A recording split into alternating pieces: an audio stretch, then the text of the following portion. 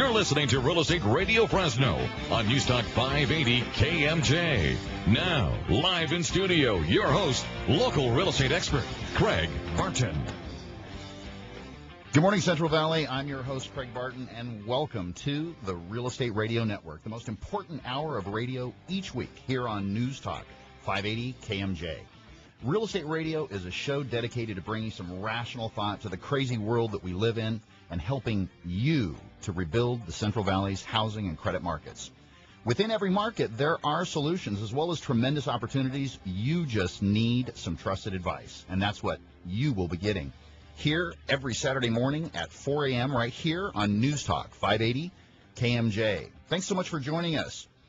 Let's start off. If you do have any real estate related questions or questions regarding the information that you're going to hear on our show, please don't hesitate to call us in our off-air number, 800-979-3958. We would so love to hear from you. Again, that's 800-979-3958. You can also check out our resources online at reofresnohomes.com. Again, reofresnohomes.com.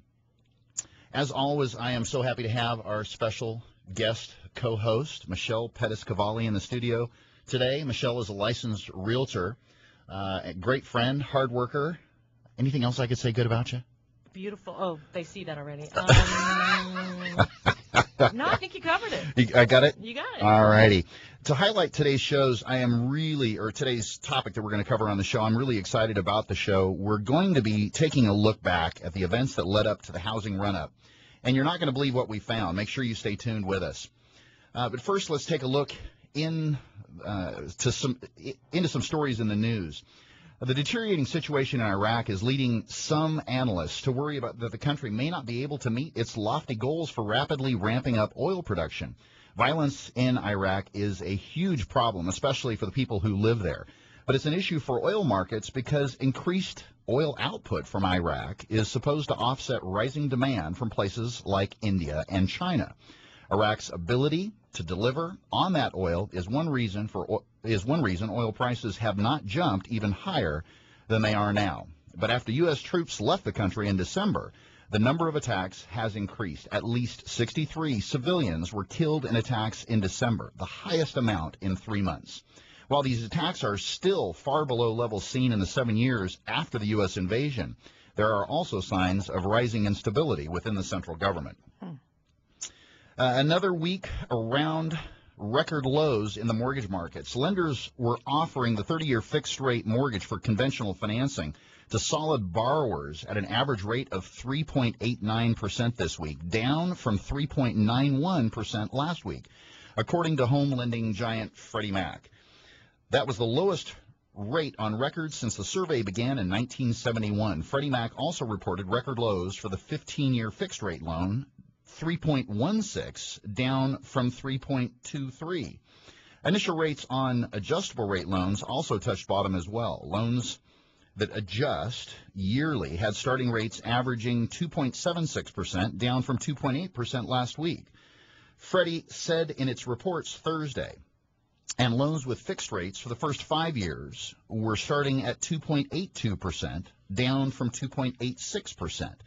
The survey asks lenders to report rates they are offering to borrowers who have good credit and are considered good credit risks and have at least 20% down or equivalent home equity in the case of a refinancing mortgage. Well, now let's turn to some sports in the news. Obviously tomorrow in the NFL, we've got the game of games, the last game of the year. The New York Giants will be playing the New England Patriots in Super Bowl 46. What a great matchup. This is a rematch of a contest that was played in Week 9. The game will be played at Lucas Oil Stadium at 3:30 and will start at 3:30 p.m. Pacific time. Odds makers currently have the Patriots favored to win. And who are you rooting for? Wow, that's a tough one. I've never been a huge New England Patriots fan, and honestly, throughout the season, I've found myself rooting pretty consistently for the Giants, and I've watched them a number of times. They had a little losing streak the middle of the season. I'd have to say my heart's tilted towards the Giants. Really? Okay. Yeah. And also, side note, real quick, Bear Pasco, who played at Fresno State just not too many years back, who caught a touchdown pass. His first touchdown pass in the NFL is a tight end and plays for the New York Giants. There you go. So, Fresno State connection. Got a little local. Go Dogs. Mm-hmm. Now, Super Bowl isn't just a 3.5-hour football game punctuated by the year's best ads and pyrotechnic halftime show. This year featuring Madonna.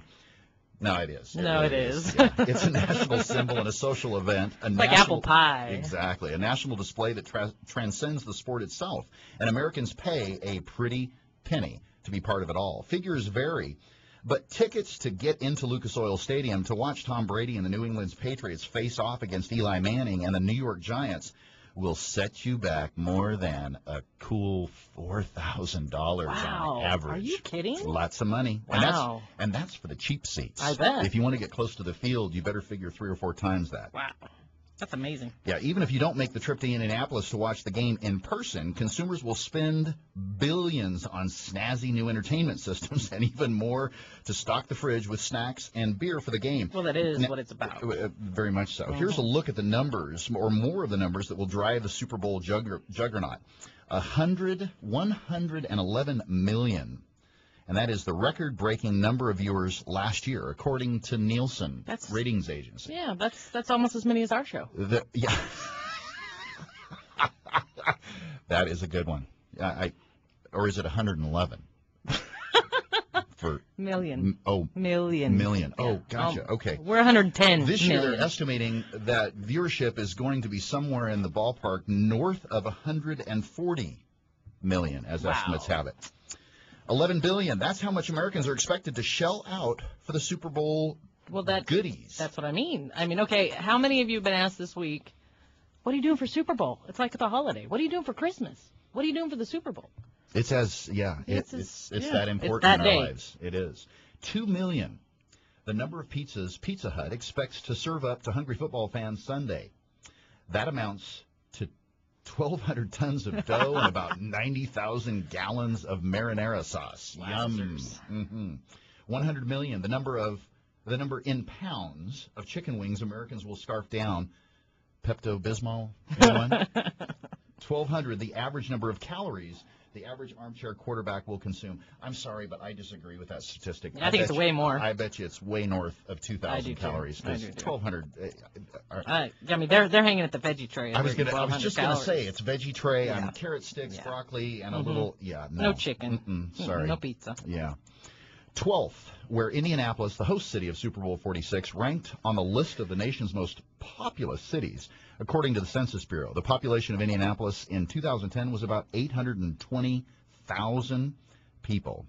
103,000, the average amount companies dole out per second for 30-second advertising spots during the Super Bowl, according to Nielsen.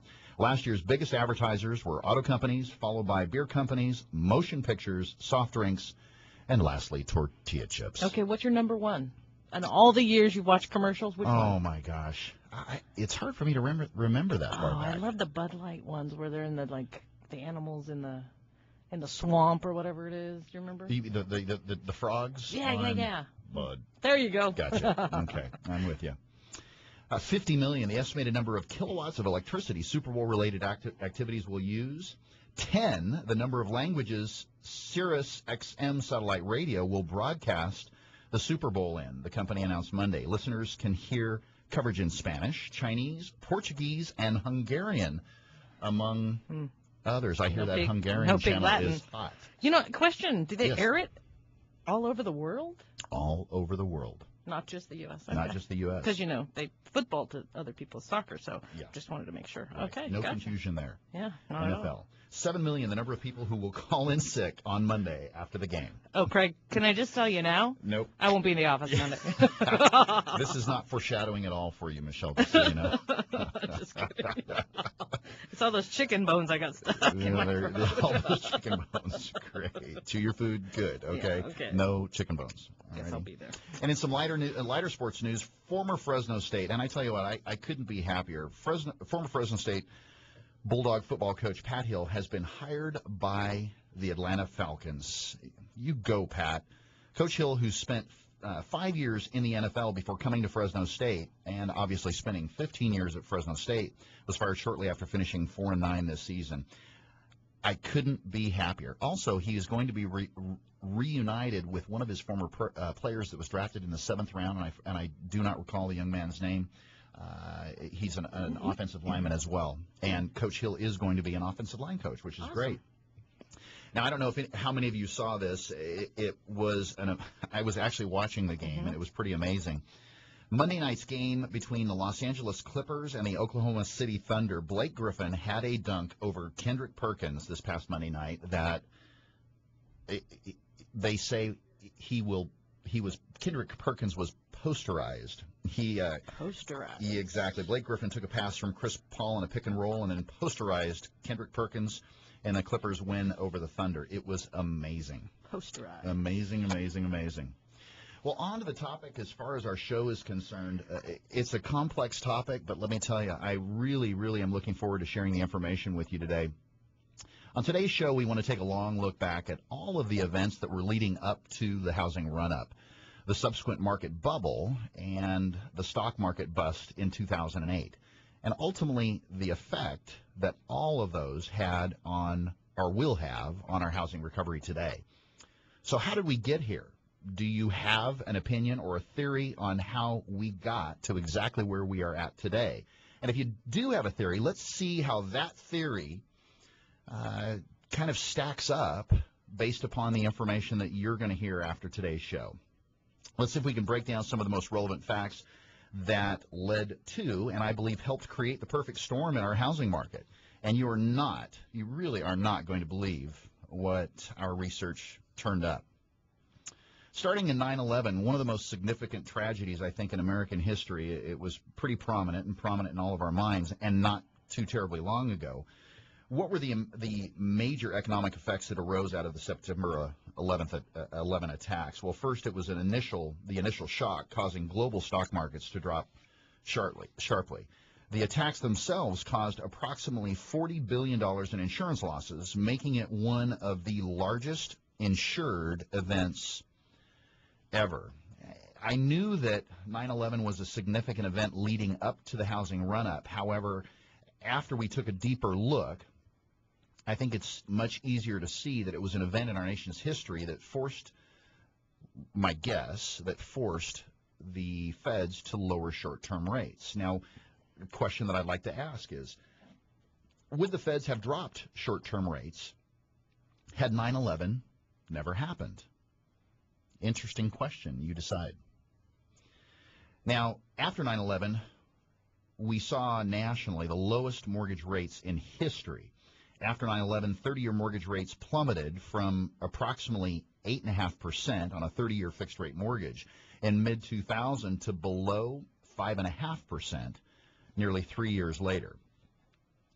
Alan Greenspan made an indelible mark in U.S. economic history. As Federal Reserve Chairman from 1987, he was appointed during the Reagan years, and through 2006, and that was George W. Bush's presidency when he finished as Fed chair. Greenspan was forced to reduce short-term rates immediately following 9/11. It's an important point to make, though, guys. The U.S. economy was already weakened prior to the 9/11 attacks, and many believe that the attacks pushed an already weakened economy over the proverbial cliff, thus forcing Greenspan. He really didn't have any choice to lower short-term rates in order to stimulate economic growth. Now, would the housing boom have occurred had Greenspan forced rates so low after 9/11? I think you're going to see as we get into this a little bit later that this was just one variable. It was a huge trigger point, in our history, a huge trigger point. We had already experienced 3/4 of GDP decrease prior to 9/11. We were already headed in that direction. The signs, I believe, were already there. And Greenspan's reaction, I think, once 9/11 actually happened, it just made it that much more definite that he had to do something. He may have already said that he was going to Right. lower short. That was just the trigger. I believe it to be the trigger. Mm-hmm. Now, the housing run-up, what helped to create the housing run-up? And was anyone in particular responsible? I believe that there were a number of variables that helped create what I would call, say, the perfect storm that saw housing prices increase in some areas by more than 200% from 2001 to 2006. The number of mortgage products that were made available to consumers that helped to create what I call, Michelle, the longer line at the curb. Instead of having two folks Mm-hmm. or two couples Right. or two individuals standing at the curb, you went from 2 to 6. Mm-hmm. There was greater competition. Mm-hmm. And we'll talk a little bit later. Greater competition helps to create what?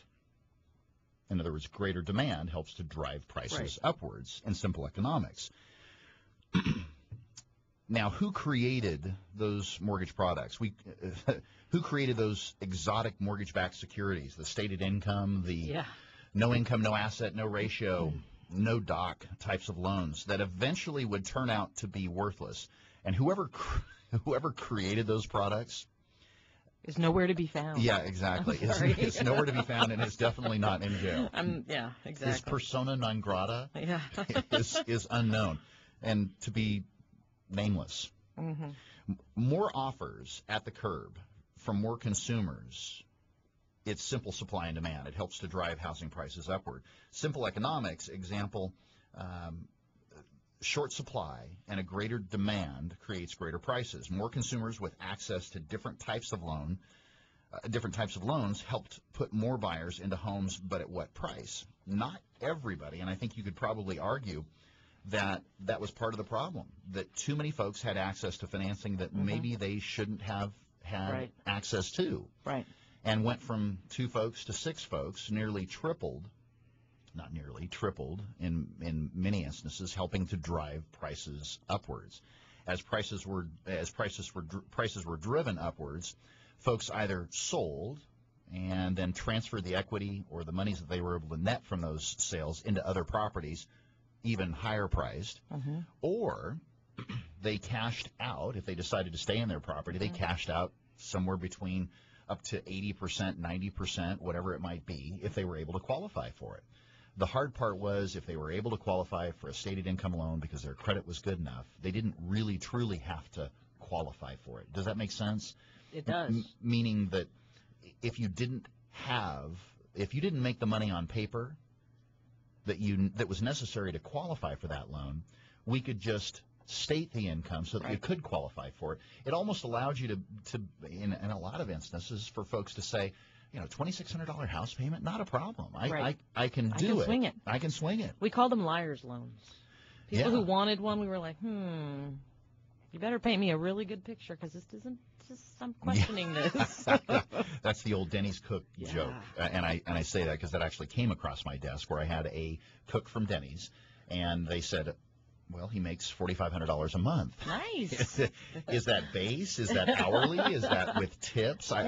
It wasn't making one pancake at a time. It wasn't making sense because, and I can tell you, the moment that most lenders that I consider to be respectable as well as responsible, and I say wholesalers that we would broker files to, that would never get past an underwriter. Right. Absolutely. It doesn't make sense. It's got to make sense. Come on now. It's got to pass that sniff test. Alan Greenspan and many other feds had already headed down the path of asking Congress to pass legislation. Now, I'm going to touch on something real quick here that you're going to see bits and pieces of here as well as later that would exempt derivatives from federal regulation and would ultimately give Wall Street the power to create these complex mortgage-backed securities that allowed so many consumers to qualify for mortgages that they may have never qualified for. Many consumers were either told, and I've heard this example too many times, were either told or felt that they had better buy now or they were going to get left behind, and that is exactly what many consumers did. This motivated many buyers, created, I would say, an amazing sense of urgency to do what they had to do in order to qualify for a home. I agree. And maybe do some things that, and I don't mean things in a fraudulent way, but may have forced them to do things that that weren't so conservative in their thought process. Right. Stretch too high of a payment, whatever. Exactly. Mm-hmm.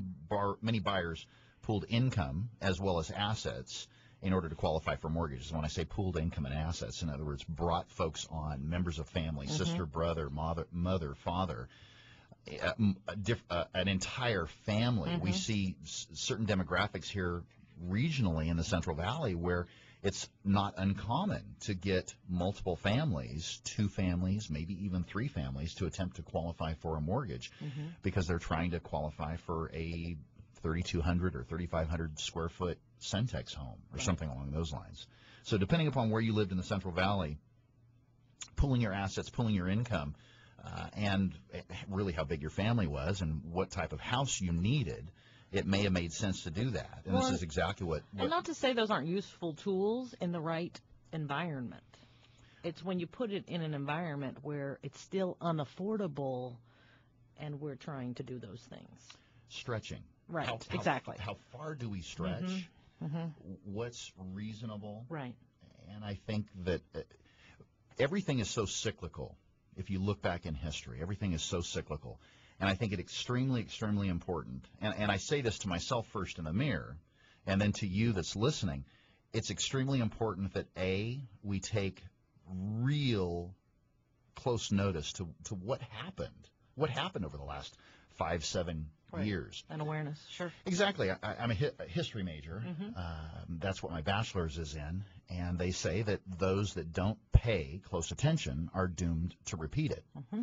And I think that an important case here. If you look back in U.S. history, just exactly what has happened. Everything is so cyclical. You look at the real estate industry. We saw downturns in the early 80s, in the early 90s, and now starting in 2002, there was a run-up, and it all came crashing down in 2006. Right. Well, after the break, what we're going to do is we're going to take a look into a documentary that's going to help tie things together. It's called Inside Job. You might wonder where we're headed with this, and we hopefully are going to do a really good job of tying it all together.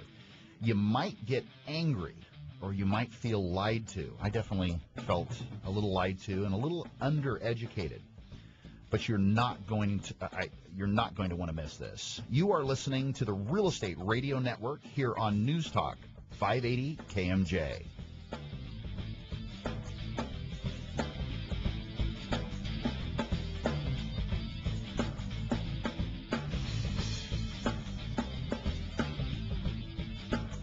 This program is brought to you by the Real Estate Radio Network.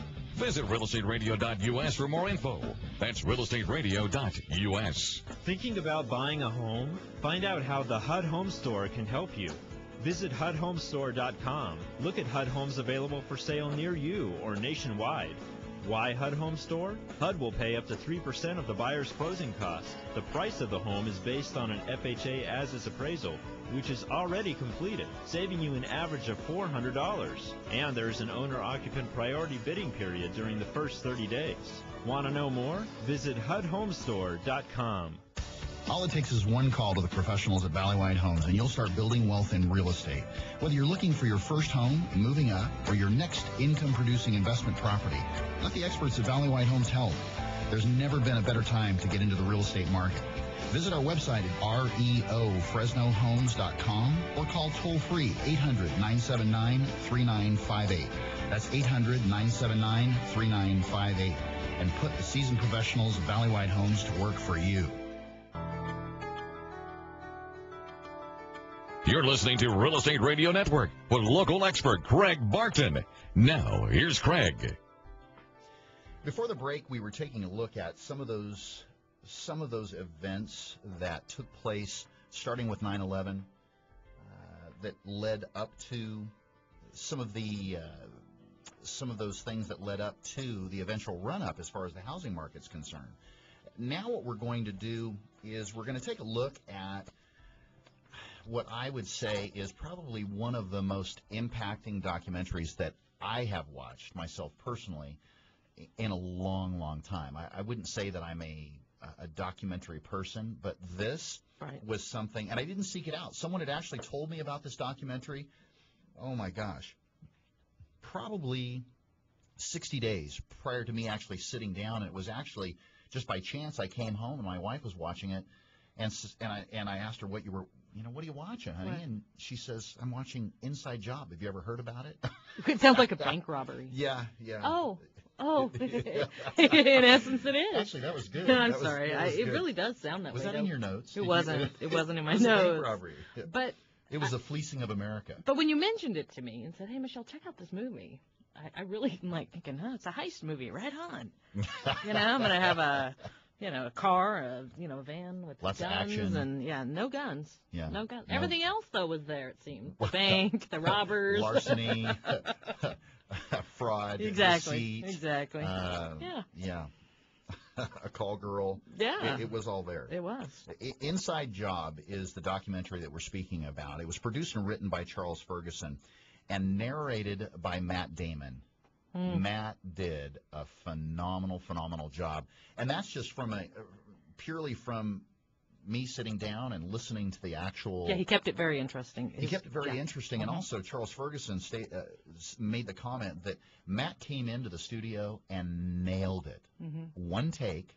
Really? Paced it exactly the way he needed to pace it, because whatever words were written out on the script, he had to make sure that it covered the certain number of frames. Exactly, the clip. Wow. And said he nailed it. Nailed it first time.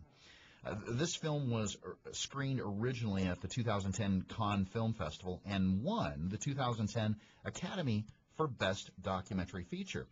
I'm seeing this and I'm thinking, now where have I been? Right. How come I didn't hear about it? I'm in the business. Under what rock have I been living?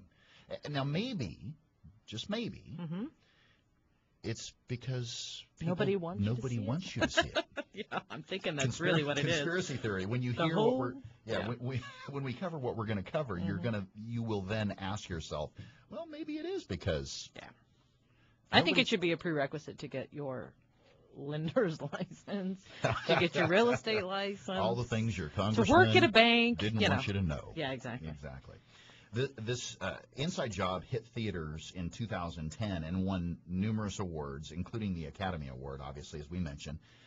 I think Charles does a masterful job of drawing the correlation between, and it's important that you get this, between Wall Street, between the federal government, and academia, meaning anyone within an academic institution that typically held a position high within a department.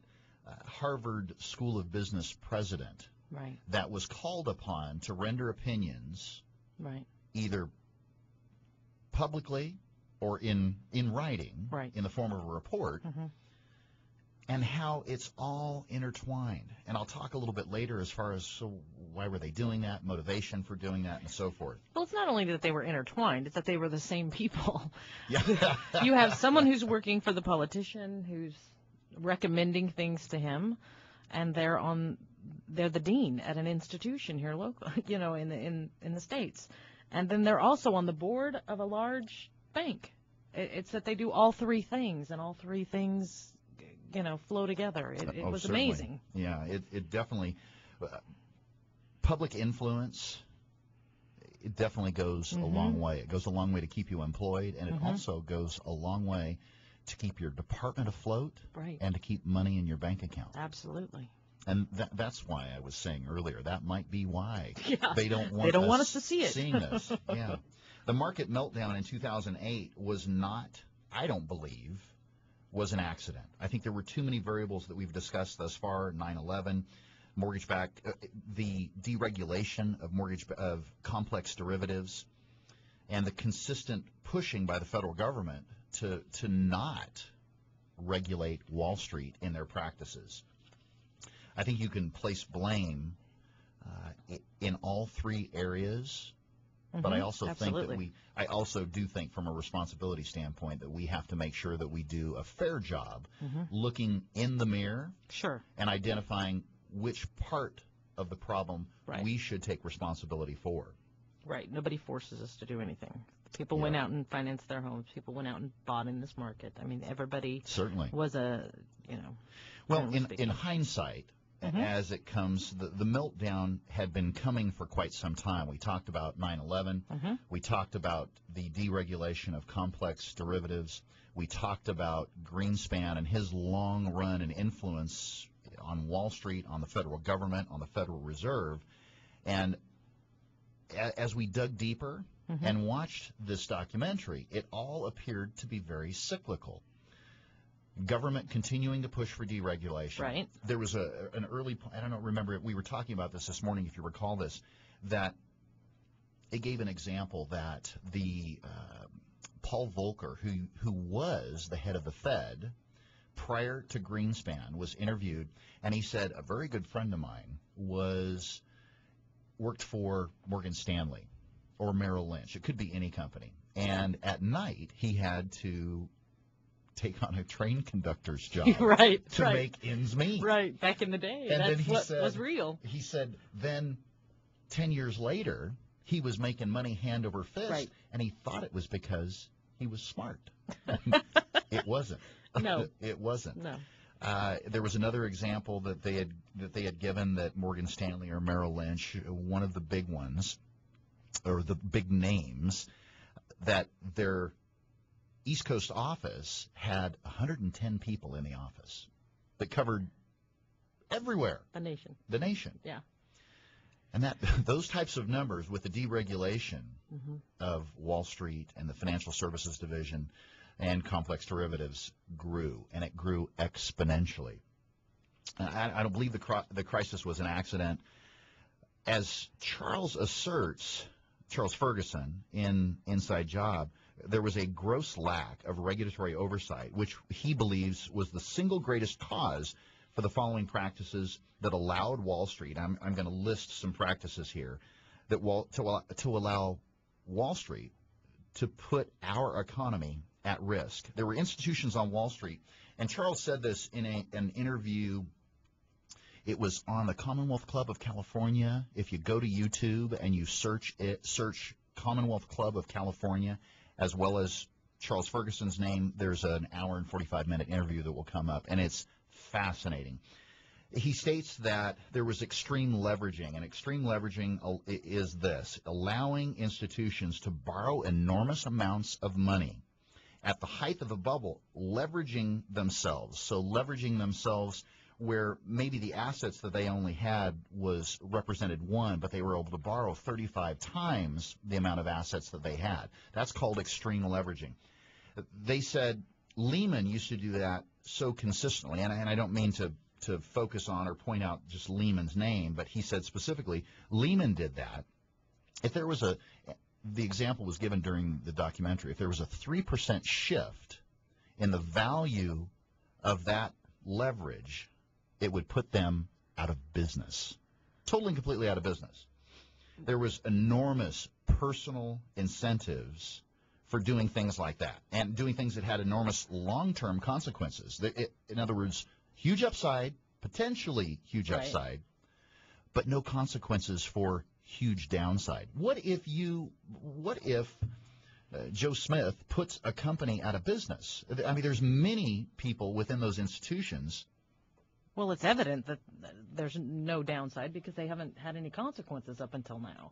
But the thing, in layman's terms, what you're saying and what they explained is these guys were placing bets against themselves at times. At some point, they so were not only were they betting for themselves and taking huge risk, but then they went and bet against themselves when the market started to change. There was a 60 Minutes. If you go online, search 60 Minutes, and there is a show, a number of mortgage meltdown shows that you can find on their website. But one of the shows talks about a gentleman, and I apologize for not knowing his name, but a gentleman that said he was the first to predict the downside as far as all the mortgage-backed securities. Right. And he started noticing some common trends as far as the value of these pools of mortgage-backed securities, and stating that if it continues to go this way, this is going to be bad. So guess what he did? What? He started betting that they were going to fail. Right. And they did. And the banks did the same thing. Oh, certainly. The banks who were generating the business were betting against themselves to lose the business, to lose these homes in foreclosure. That is the part that to me was absolutely just crazy. Unconscionable. Well, you talk about regulation. Let's talk about regulation in sports, for instance. I think we were talking about betting against the game. There's no player out there that's allowed to bet.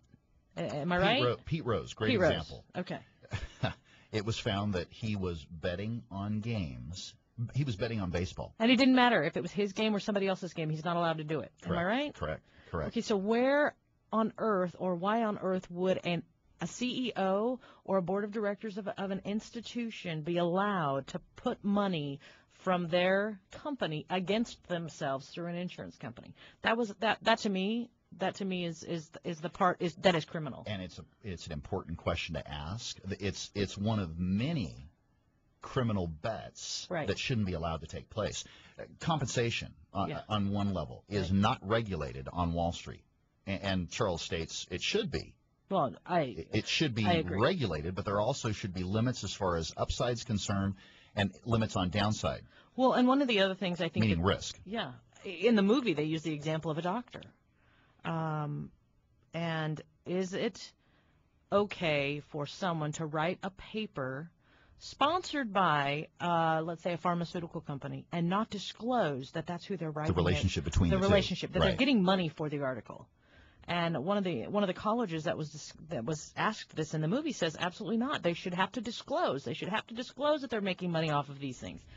Well, it's the same theory. I mean, we see it in other lines of business and other industries, but why in the banking institution do we not see that? Sure. Did you find it interesting as they were asking, and they did such a masterful job of cutting between interviews. Oh, yeah. When they cut to an interview where all of a sudden the individual, one of them was the U.S., involved in the Fed, and it was in the very beginning of the movie, and they said, do you think that that compensation should be disclosed?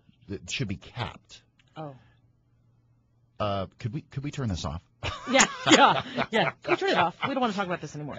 You could tell the dean of the Harvard School of Business. He got downright rude. Well, isn't he the one who used to counsel the presidents and educate the presidents on finance? Certainly. During much of the, beginnings of this? Sure, certainly. Yeah. Certainly. Anyone that, Charles states that anyone that has the ability to take large financial risks has to be regulated. If you can single-handedly take out your company by making a bad bet, that it has got to be regulated. Right. It's got to be capped. And now, okay, here is an even bigger problem in my eyes. You have industries like Wall Street that are not highly regulated, that have invaded, and this kind of goes back to talking about the very beginning when we started talking about the inside job, that Wall Street has invaded these institutions, i.e. colleges primarily, and have blanketed these institutions with money, basically for giving their opinion or advice for the government. When an academic is testifying before Congress, trust me, they're getting paid to do so. This isn't a freebie. This isn't, I'm here because I like you and you're a good buddy and our kids go to school together. Well, they do that too, but they get paid for being the good buddy and the kids go to school together. Has this corrupted how academics operates? And I believe the answer is yes. Now, there was in the very beginning of the movie, this was interesting, and it kind of piggybacks on this. In 2000, Iceland's government began a disastrous trend of deregulation. And you can always see that deregulation, at least for the purposes of our discussion today, leaves you wondering, is deregulation a good thing? We've gone through over the last few years an amazing trend in overregulation as far as the mortgage industry is concerned, which I believe a lot of it to be very good, because it really helped to weed out a lot of flakes. Bad people. I think. I truly do believe. Predators. Well, yeah, but deregulation, I mean, one of the things that they mention in the very beginning of this movie is the fact that years ago, even just 20 or 30 years ago, probably not even 20 years ago, it may have been less than that, that the people who were lending money used to be on the board of the bank. It was their money. It was their money to lending. lend out. Exactly. And so they were very careful about who they lent it to and in what the criteria were and how comfortable they were. It was and the they loan knew committee. Exactly. And I think up until the 80s. During the 80s, I think that was still the case with many institutions. And what's happened is it's grown to a degree where the boards of directors and the CEOs within these organizations are not using their own money, so they're very frivolous with it. And they're not looking at it in the same criteria because it's not coming out of their pocket. And the same applies to those individuals on Wall Street. Correct. It's not their money. Correct. They're playing games with other people's money and livelihood. Money with a right. potential huge upside. Well, getting back to Iceland, there was a disastrous trend of deregulation for the entire company, entire economy, both environmentally, and it was one of environmentally as well as economically. And it was one of Iceland's largest experiments in financial deregulation that proved to be just amazingly disastrous. In 2006, the Icelandic bubble, what they say was highly criminal. There was, I don't think that there was one area of society that did not go untouched. Right. The Prime Minister of Iceland was indicted because of this, and they did many things to, quote unquote, prop this up. American accounting firms, which I saw, and I didn't catch this part the first time around that I watched the documentary. American accounting firms that were brought in to audit the leading Icelandic banks, they came in, they completed their audit, and said they were financially solvent. No problems here. No smoking gun, no issues. Everything's good. Everybody can go home. So now let's go home and do it there. Well, and then the rating agencies, in turn, actually upgraded Iceland's credit rating to AAA prior to the bust. They saw that there was a tremendous amount, a couple side notes, there was tremendous expansion into geothermal. I think Alcoa came into the country, and there was huge mining operations. Unemployment tripled, housing prices increased dramatically, and there was nobody that was unaffected. 1/3 of Iceland's financial regulators actually ended up or went to work for these banks. Don't you find that amazing? If you were a regulator, well, it's the same here. It's the same here, exactly. We're no different. No. But don't you think that's what they saw? They went to Iceland. They said, "Oh, this is working. People are making lots of money.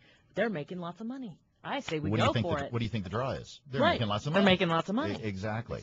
These financial regulators went to work for the banks, and in New York, and that's one of the comments that was made in the documentary. In New York, you've got the same problem. Right. The Icelandic Chamber of Commerce, here's the interesting part. Draw the correlation between academia and the Icelandic Chamber of Commerce. Actually commissioned Frederick Mishkin, look the name up, Google it online, to write this particular report. And it was a few months before Mishkin entered the Fed as one of the 7 Fed governors. Isn't he the one really that curly hair bailed with out the glasses and went to teach again? I don't recall. Yeah. He was actually paid $125,000 to write this report that was highly false. Yeah, I think when our banks started failing, he left. Shortly after, yeah, there you go. Shortly after, the banks, all the major banks in Iceland collapsed in 2008. One of the comments that was made in the documentary was, when asked about the report that he was commissioned to write, he said, "Oh, that was a typo. It was not meant to say the stability of Iceland's banks. It was meant to say the instability." Yes, not only did the topic change or the title change, but also the content changed as well. Now, one quick question: does anybody remember TARP? When everything collapsed, this was one of the quote-unquote bailouts. And I say bailout because I didn't get a bailout. Did you get a bailout? No, I didn't. In fact, it made our lives a lot harder. Yeah, Troubled Asset. TARP stands for Troubled Asset Relief Program. It was a $700 billion program. Now, $700 billion, and I use the example, I'm going to do it again, $999 million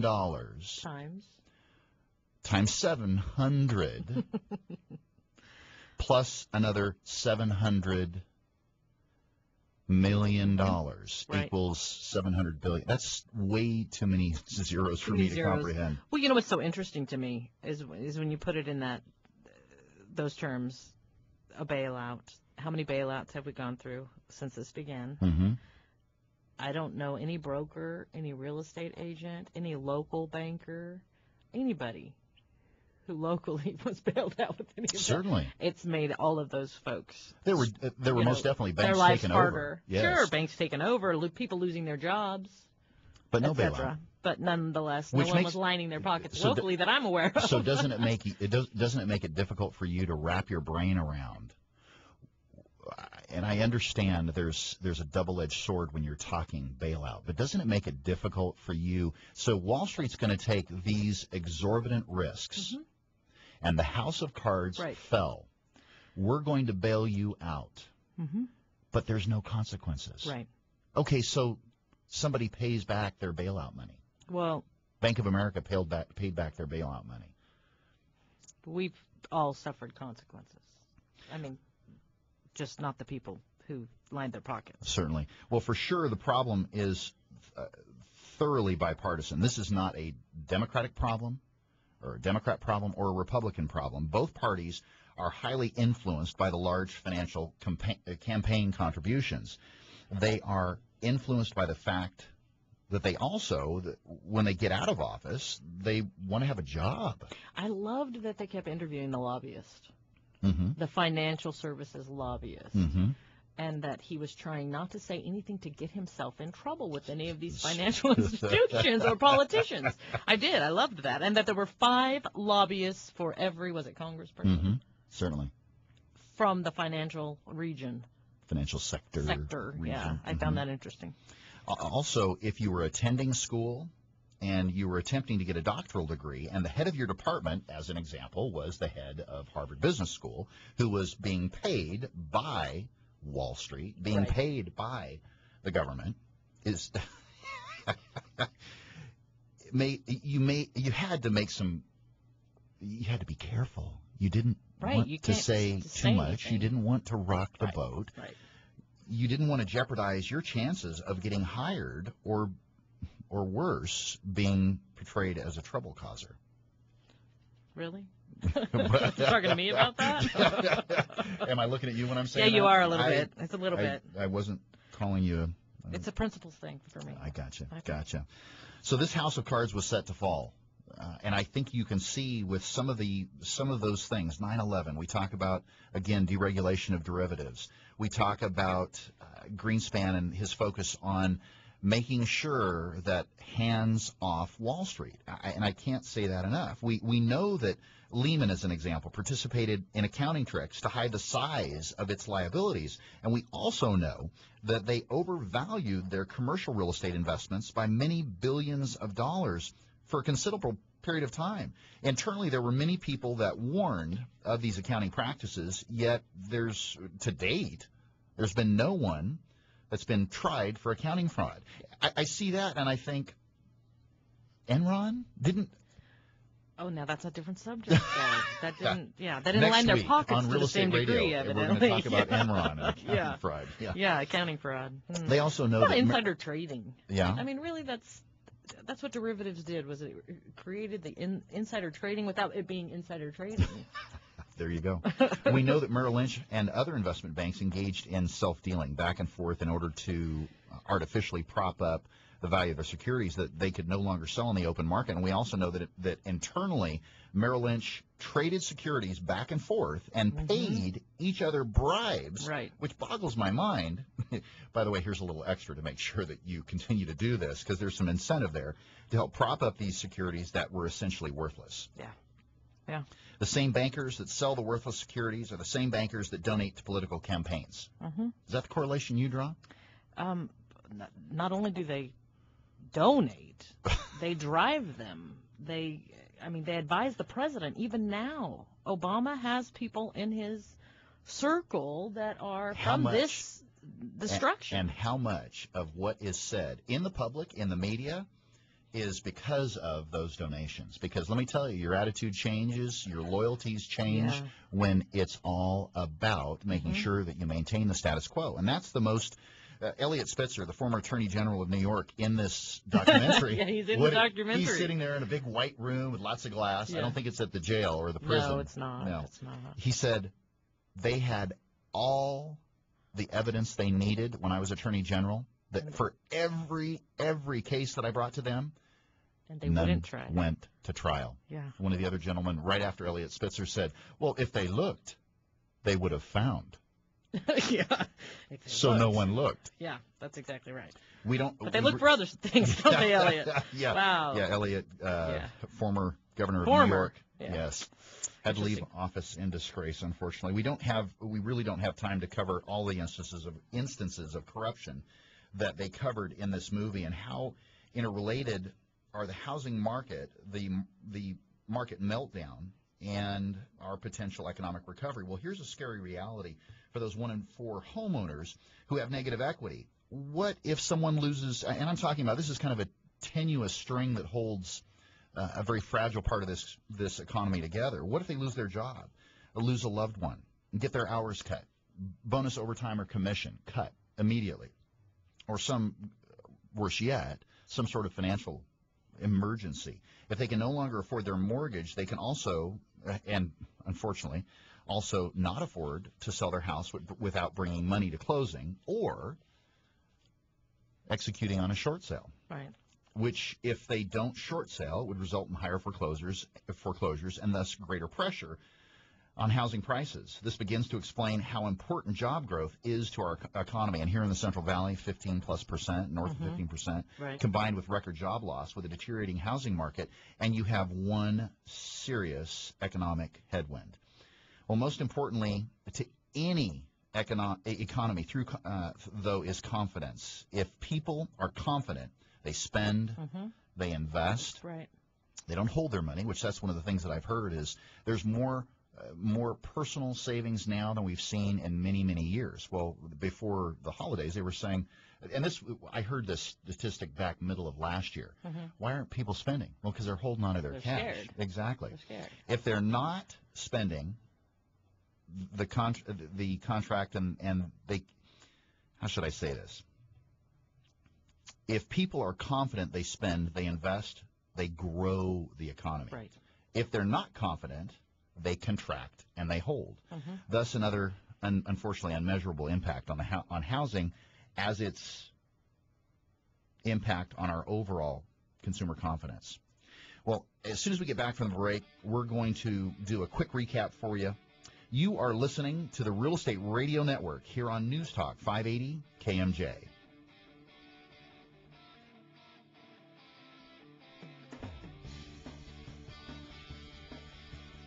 This program is brought to you by the Real Estate Radio Network. Visit realestateradio.us for more info. That's realestateradio.us. Thinking about buying a home? Find out how the HUD Home Store can help you. Visit HUDHomestore.com. Look at HUD homes available for sale near you or nationwide. Why HUD Home Store? HUD will pay up to 3% of the buyer's closing cost. The price of the home is based on an FHA as-is appraisal, which is already completed, saving you an average of $400. And there is an owner-occupant priority bidding period during the first 30 days. Want to know more? Visit HUDHomestore.com. Mortgage interest rates are at historic lows, and there's never been a more affordable time to buy real estate. Whether you're looking for your first home, moving up, or your next income-producing property, let the mortgage professionals at Valley White help. Valley White Homes has been helping homeowners with their mortgage needs since 1997. When it comes to the Valley's real estate, we know our way around the neighborhood. Call toll-free, 800-979-3958, and put the seasoned professionals at Valley White Homes to work for you. Valley White Homes, NMLS number 342062, 245952, California Department of Real Estate License 01228460.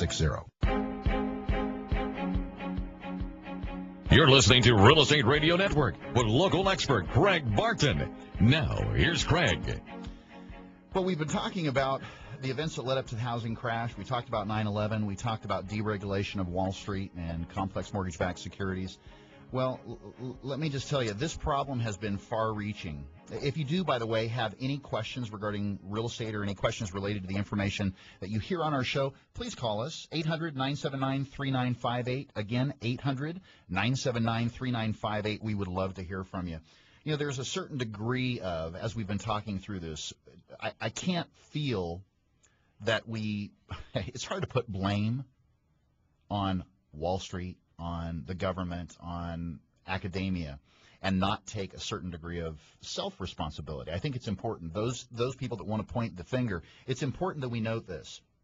But I think we have to take we have to stand up and take our part in the housing collapse. Many of us in the industry sold properties for what we felt properties were worth. Many of us marketed mortgage products that were available to clients, giving them more options to finance their dream home. Well, we have to admit that some of us had to know that this artificially supported house of cards had to fall at some point. To be certain, it can be said that fraud has been committed at every level. However, we have seen, until this documentary, a clear and concise expose of the largest fraud committed in unison by the federal government at every level, Wall Street, and the academic community. And we all have to we can't point the finger solely to them. We have to take a certain degree of responsibility.